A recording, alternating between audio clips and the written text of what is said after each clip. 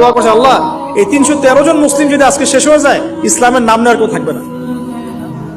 দোয়া করতে করতে চাদরটা পর্যন্ত পড়ে গেল। আবু বকর সিদ্দিক দৌড়ে এসে চাদর উঠায় দিলেন, দিয়ে কান্না জড়িত কণ্ঠে বলছেন, হাসবুক ইয়া রাসূলুল্লাহ, যথেষ্ট হয়েছে আল্লাহ রাসূল, যথেষ্ট হয়েছে, আর দোয়া করার দরকার। ইনশাআল্লাহ আল্লাহ সাহায্য নেমে আসবে।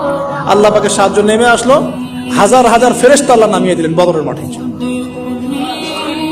আপনি দেখুন যে সুবহানাল্লাহ, নবী সাল্লাল্লাহু আলাইহি ওয়াসাল্লাম হিজরত করছেন আবু বকর সিদ্দিককে সাথে নিয়ে। মনে আছে গারে সওরের ঘটনা, সবাই ঘিরে ফেলেছে, এমনকি নিচ থেকে উপর ওদের পা দেখা যাচ্ছে। আবু বকর সিদ্দিক বলছেন যে ইন্না মুদরাকুন, আমরা ধরা পড়ে গেলাম। ইয়া রাসূলুল্লাহ, একই কথা কিন্তু নবী সাল্লাল্লাহু আলাইহি ওয়াসাল্লাম সেই একই কথাই বলছিলেন, লা তাহজান, তুমি দুশ্চিন্তা করো না, ইন্নাল্লাহা মা'ানা, আল্লাহ আমাদের সাথে আছেন। ইনশাআল্লাহ আল্লাহ আমাদের সাথে আছেন।